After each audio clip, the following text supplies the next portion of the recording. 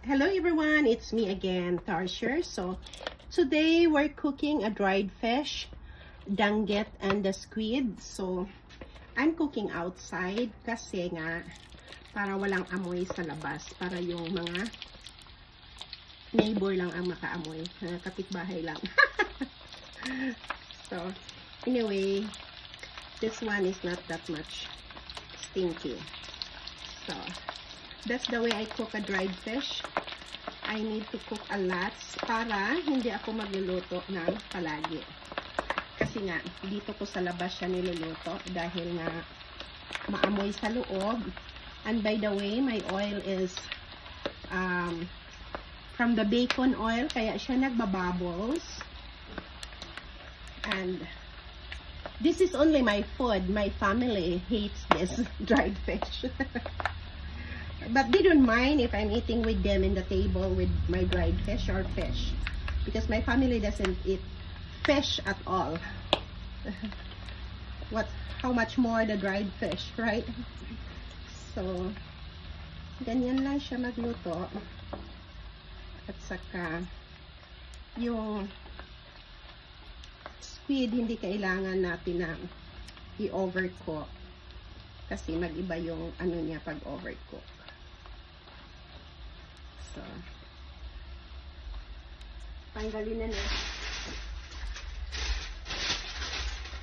na natin yung squid kasi nga madali lang naman siyang lutuin.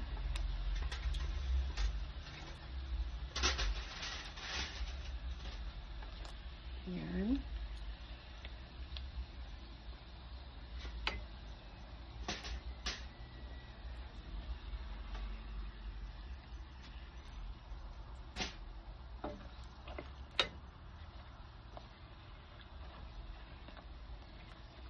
Ayan. May langaw basta magluto ako ng dried fish dito sa labas.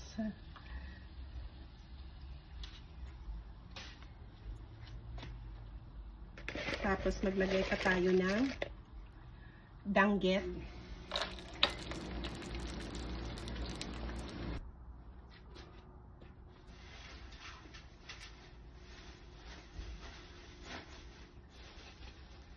So, tapos ko na yung danggit at saka squid.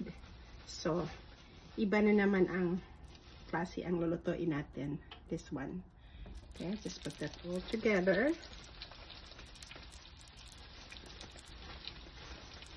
And then, yung maliliit, pot-pot yan.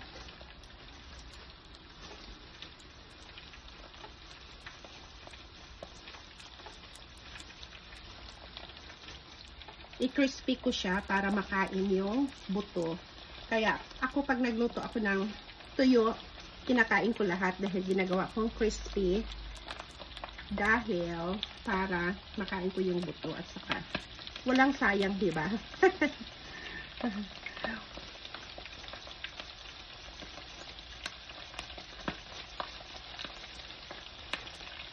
At saka magandang klase talaga siya dahil nga galing siya sa atin eh.